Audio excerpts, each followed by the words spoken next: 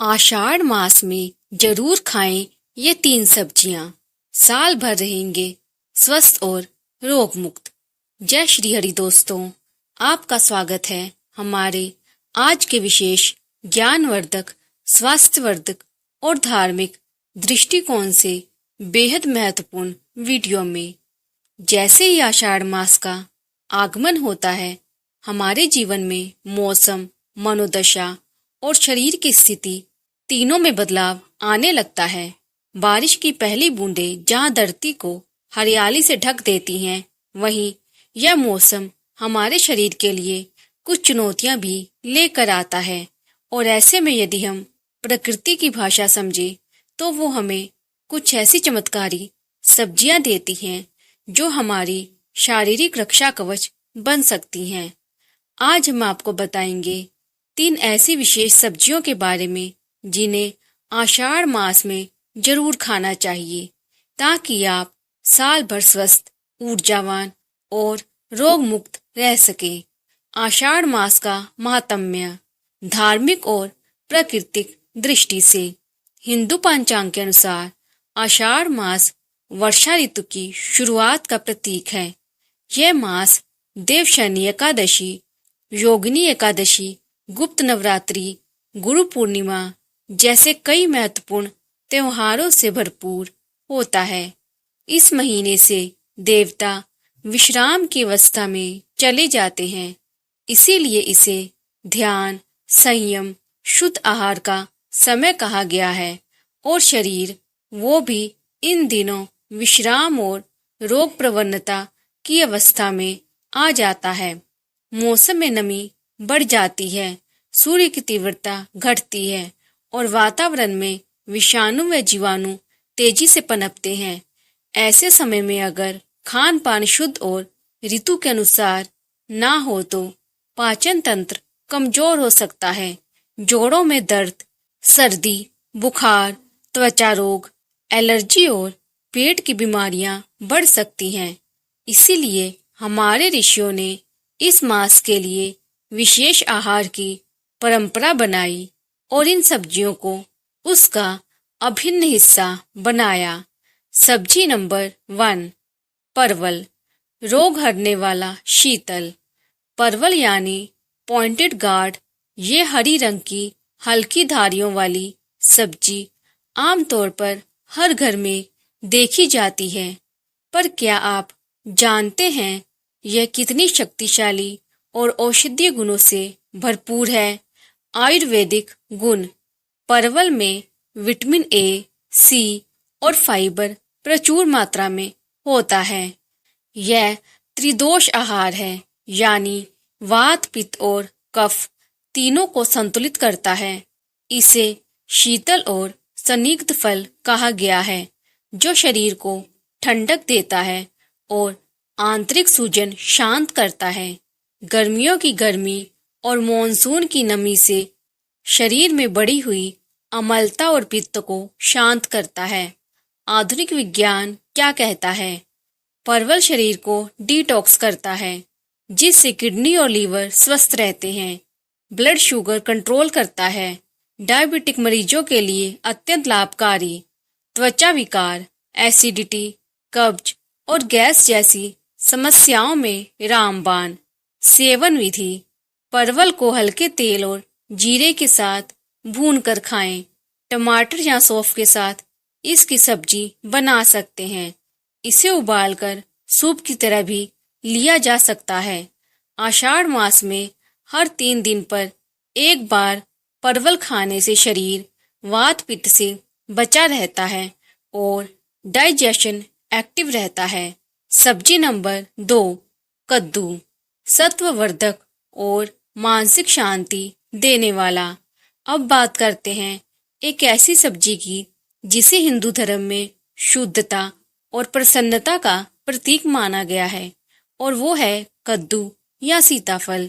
इसका जिक्र पुराणों में भी मिलता है और यह भगवान विष्णु को अति प्रिय भोग है। आयुर्वेदिक गुण। कद्दू शीतल, मधुर और पचने में हल्का होता है। यह पित्त शामक, मन को शांत करने वाला और हृदय के लिए हितकारी है। यह शरीर में शांति और ऊर्जा का संतुलन बनाए रखता है। मानसिक बेचैनी, अनिद्रा और चिड़चिड़ापन में विशेष लाभ देता है। वैज्ञानिक दृष्टिकोण, कद्दू में beta carotene, zinc, potassium, iron और विटामिन बी कॉम्प्लेक्स भरपूर होते हैं। यह ब्लड प्रेशर नियंत्रित करता है। इम्यूनिटी बूस्टिंग में बहुत प्रभावी है। एंटीऑक्सीडेंट से भरपूर होने के कारण यह कैंसर विरोधी भी माना जाता है।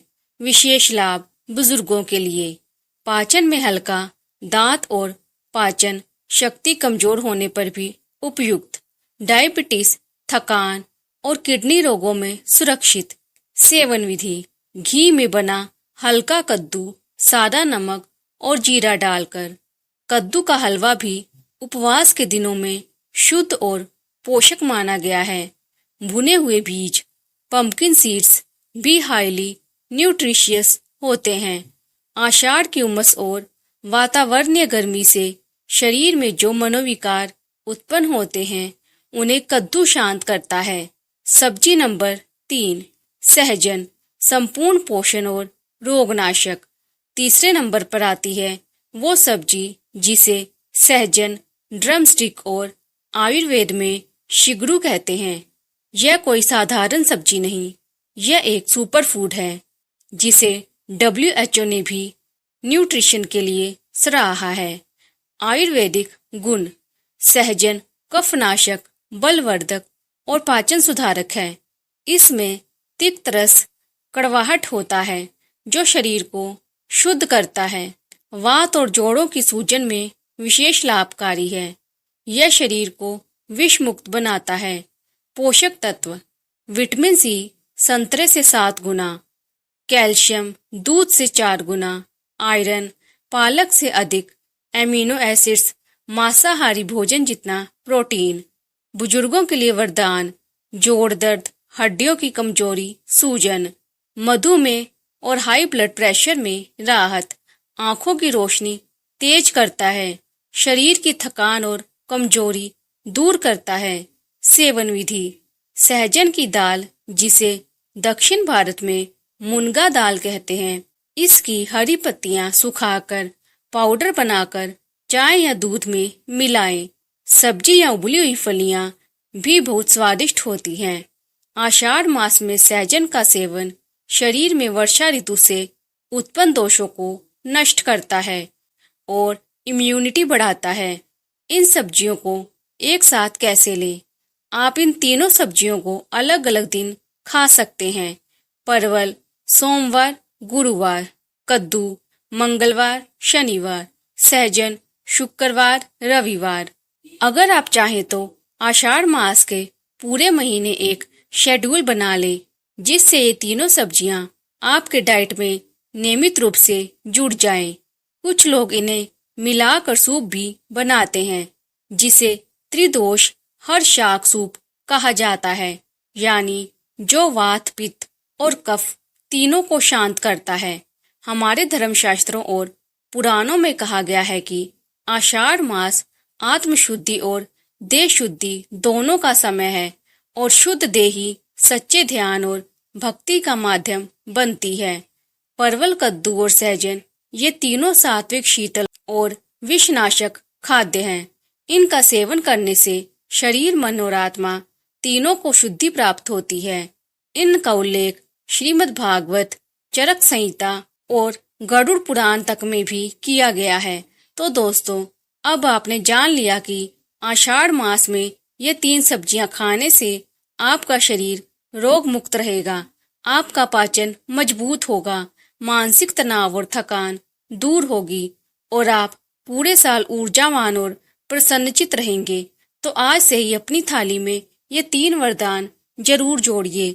अगर ये जानकारी उपयोगी लगी हो तो वीडियो को लाइक करें, दूसरों को शेयर करें और इस चैनल को सब्सक्राइब करना ना भूलें, क्योंकि हर ऋतु के साथ प्रकृति हमें कुछ नया सिखाती है और हमारा कार्य है उस ज्ञान को आप तक पहुंचाना। स्वस्थ रहो, शुभ रहो। जय श्री हरि।